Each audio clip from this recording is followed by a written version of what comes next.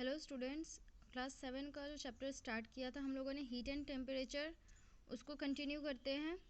इस चैप्टर का next topic है heat, a form of energy. हमें ताप के बारे में पढ़ना है। ये एक तरह की एनर्जी है, ठीक है। तो हीट क्या है इसको समझते हैं। Where there is a difference in temperature between two bodies, a certain type of energy flows between them, this energy is called heat energy. जब दो बॉडीज़ के बीच का दो बॉडीज़ के बॉडी का टेम्परेचर अलग हो, तो अगर वो कांटेक्ट में आते हैं तो क्या होता है कि उनके बॉडी से एक तरह की एनर्जी का ट्रांसफ़र होता है ना, एक तरह की एनर्जी का फ्लो होता है। और वो जो एनर्जी है वही हीट एनर्जी होती है, ठीक है। जैसे कि इसको समझते हैं। मान लो कि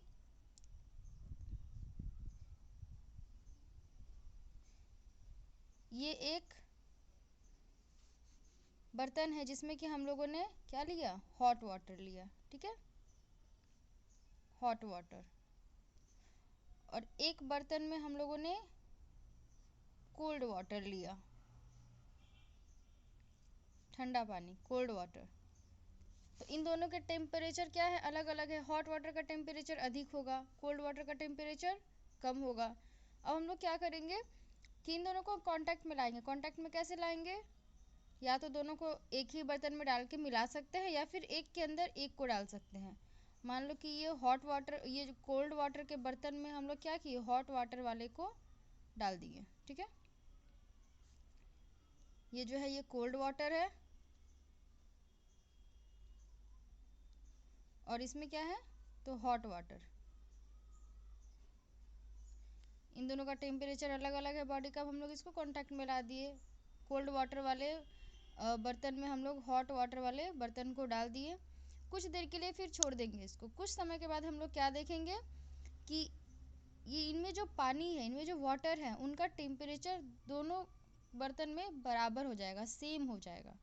मतलब कि ये था हॉट, ये था कोल्ड, लेकिन अब क्या हो गया, दोनों का टेम्परेचर एक जैसा हो गया। तो ऐसा कैसे हुआ, ऐसा इसलिए हुआ कि क्योंकि ये जो हॉट वाटर है उसमें का हीट ट्रांसफ़र हो गया, उसमें से एक तरह की एनर्जी जो है वो इस कोल्ड वाटर में ट्रांसफ़र हो गई, ठीक है, इसमें से फ़्लो किया। और जब तब तक फ़्लो किया जब तक कि दोनों का टेम्परेचर बराबर ना हो जाए। और वो कौन सी एनर्जी थी, हीट एनर्जी। मतलब कि हॉट वाटर में इसमें जो ताप है वो फ़्लो करके कहाँ चला गया, कोल्ड वाटर में, और फिर दोनों का टेम्परेचर सेम हो गया। ओके, तो इस तरीके से क्या है, एनर्जी ट्रांसफ़र हो रहा है, इसी को बोलते हैं हीट एनर्जी। ये जो एनर्जी ट्रांसफ़र हो रही है, ये जो एनर्जी का फ्लो हो रहा है वो कौन सा एनर्जी है, हीट एनर्जी है। अब देखते हैं आगे क्या है। When this heat energy flows into a body, it warms to body, while if it flows out of a body, it cools the body. जब ये हीट एनर्जी किसी बॉडी के अंदर जाएगी, जैसे कि यहाँ पे कोल्ड वाटर के अंदर जा रही है ये heat energy into the body, तो इसको वार्म करेगी। तो कोल्ड वाटर गर्म होके नॉर्मल टेम्परेचर तक पहुँच गया, है ना। और अगर बॉडी से बाहर निकल रही है, तो हॉट वाटर वाले बॉडी से बाहर निकल रही है ना, इस पानी से हीट बाहर निकल रहा है, तो ये हॉट वाटर क्या हो जा रहा है, थोड़ा नॉर्मल हो जा रहा है, मतलब कि कूल हो रहा है। तो जब बॉडी से के अंदर आएगी, इनटू द बॉडी अगर होगा, अगर फ्लो होगा हीट का इनटू द बॉडी, तो बॉडी वार्म हो जाएगा।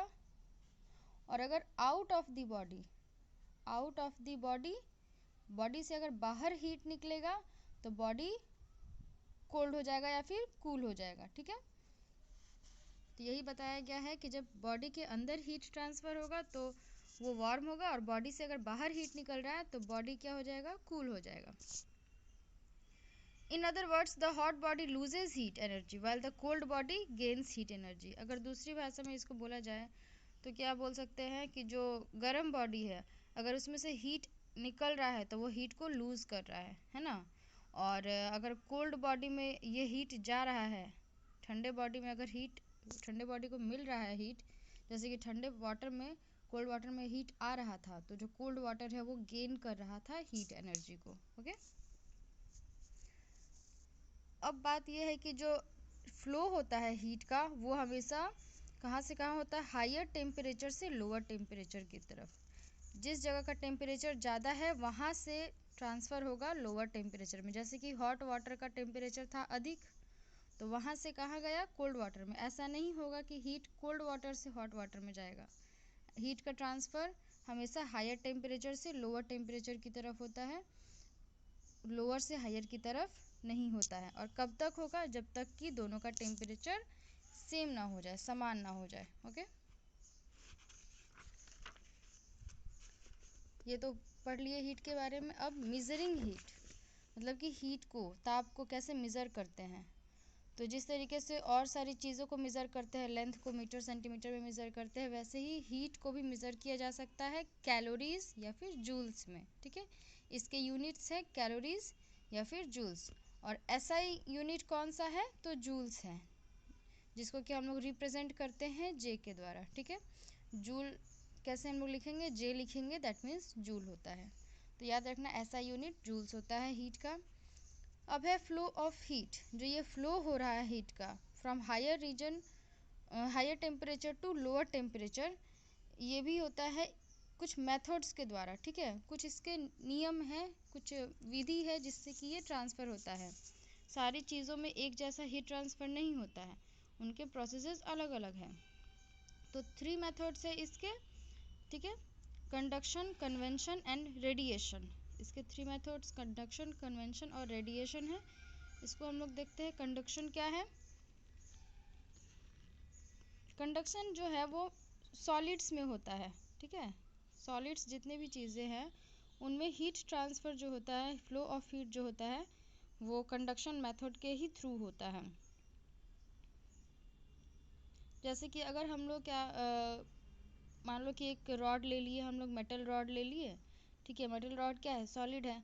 अगर उसका एक किनारा हमने अपने हाथ में पकड़ लिया और दूसरा किनारा गैस पे रख दिया, चूल्हे पे। ठीक है, जलते हुए चूल्हे पे रखा, तो क्या होगा कि एक साइड जब गर्म होगा तो कुछ देर के बाद वो हीट फ्लो होते होते उस किनारे तक पहुंच जाएगा जिस किनारे पे हम लोगों ने पकड़ा है।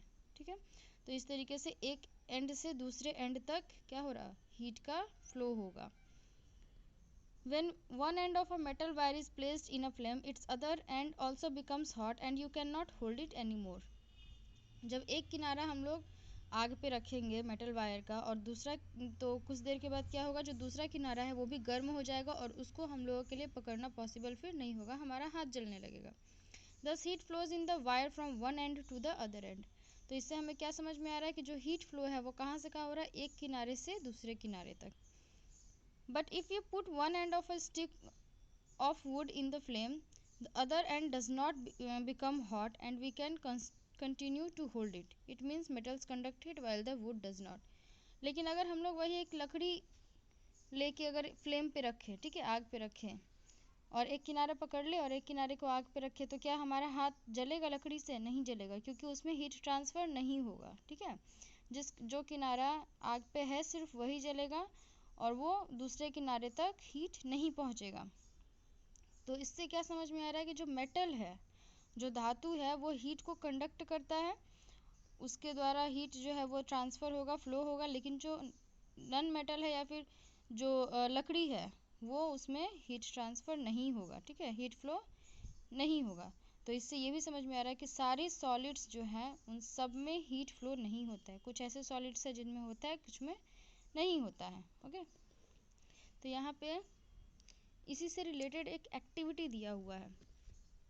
ठीक है, एम क्या है एक्टिविटी का? To show that heat travels through metal by conduction. इसमें हम लोग को पढ़ना है कि जो हीट का फ्लो है वो मेटल्स में होता है, किस प्रोसेस से? कंडक्शन से। Materials required, a metal rod, wax, nails, iron stand, burner. क्या क्या चीज़ें चाहिए? एक मेटल रॉड चाहिए, धातु रॉड चाहिए, वैक्स चाहिए, मीन्स मोमबत्ती ले सकते हैं हम लोग, नेल्स, ओके, कील, आयरन स्टैंड और बर्नर, बर्नर जलाने के लिए। मेथड क्या है? देखो यहाँ पे इसका पूरा तैयारी दिख रहा है ना, conduction of heat in metals. इस तरीके से हम लोग को पूरा अरेंज कर लेना है। सबसे पहले क्या करना है? Clamp the metal rod to a stand as shown in the figure. हम लोग को मेटल रॉड को स्टैंड में फिक्स कर देना है। Fix a few nails at equal gaps with the help of wax.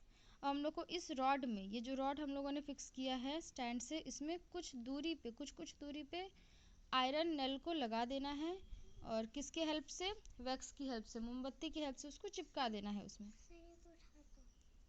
Okay, place a burner below free end of the rod. और क्या करना है, एक किनारे पे जो कि फ्री है उसको, उसके पास हम लोग एक बर्नर रख देंगे और उसको क्या करेंगे, उसको जला देंगे। तो उसके फ्लेम से जो ये एंड है जहाँ पे फ्लेम है वहाँ पे तो हीट हो जाएगा ना, वो गर्म हो जाएगा। तो अब हम लोग देखते हैं क्या होता है ऑब्जर्वेशन में। The nails nearest to the flame drops first, the next and the finally the nail farthest from the flame। जो सबसे नज़दीक है इस फ्लेम से के सबसे नज़दीक जो नेल होगा क्या होगा, गिर जाएगा। वो क्यों गिर जाएगा, क्योंकि ये जब रॉड हीट हुआ तो धीरे धीरे जो हीट है, जैसे कि यहाँ पे फ्लेम है, यहाँ पे नेल, एक नेल यहाँ है मान लो कि, दूसरा नेल यहाँ हम लोगों ने लगा दिया, तीसरा यहाँ लगा दिया, तो इस तरीके से लगा दिया नेल्स हम लोगों ने वैक्स की हेल्प से, मोम की हेल्प से। तो ये फ्लेम जब इसको हीट कर देगा इस वाले एरिया को, तो धीरे धीरे हीट जो है वो आगे की तरफ बढ़ता जाएगा, फ्लो करता जाएगा। तो जब इधर पहुँचेगा, मान लो यहाँ एक नेल लगाया हुआ है, यहाँ पहुँचेगा तो हीट के कारण, ताप के कारण जो वैक्स है वो मेल्ट कर जाएगा, है ना, मोम जो है वो पिघल जाएगा, और जो नेल है वो क्या हो जाएगा, पिघल जाएगा जब मोम। तो किसके सहारे ये रॉड में फिक्स रहेगा, वो तो नीचे गिर जाएगा। फिर इसी तरीके से फिर जब हीट आगे जाएगा तो इधर में जो नेल है वो भी क्या हो जाएगा, नीचे गिर जाएगा। इस तरीके से करते करते सबसे लास्ट वाला भी नीचे गिर जाएगा। तो जब ये नेल्स नीचे गिर रहे हैं तो किस क्रम में गिर रहे हैं, जो सबसे नज़दीक है वो सबसे पहले, उसके बाद वाला, उसके बाद। इस तरीके से हमें क्या पता चल रहा है कि जो हीट का फ्लो है वो धीरे धीरे एक एंड से लेके दूसरे एंड तक हो रहा है। ठीक है, conclusion. As the heat travels gradually from the hot end of the rod to the colder end, the wax melts and the nails fall down one by one. Thus heat travels through solid by conduction। तो जैसे जैसे heat जो है वो एक किनारे से दूसरे किनारे तक पहुँचेगा, वैसे वैसे जो नेल्स है वो भी गिरते जाएंगे। इससे हमें क्या पता चल रहा है कि जो हीट है वो सॉलिड्स में फ्लो होता है, किस मेथड से, कंडक्शन से। Okay, The gradual flow of heat in a substance from the hot end to the cold end is called conduction of heat। और conduction of heat क्या है, यही जो flow है heat का किसी भी substance में hot end से cold end की ओर, इसी को बोलते हैं conduction of heat। तो अभी इतना देख लो, अभी कंडक्टर्स और इंसुलेटर्स के बारे में दूसरे वीडियो में बताते हैं।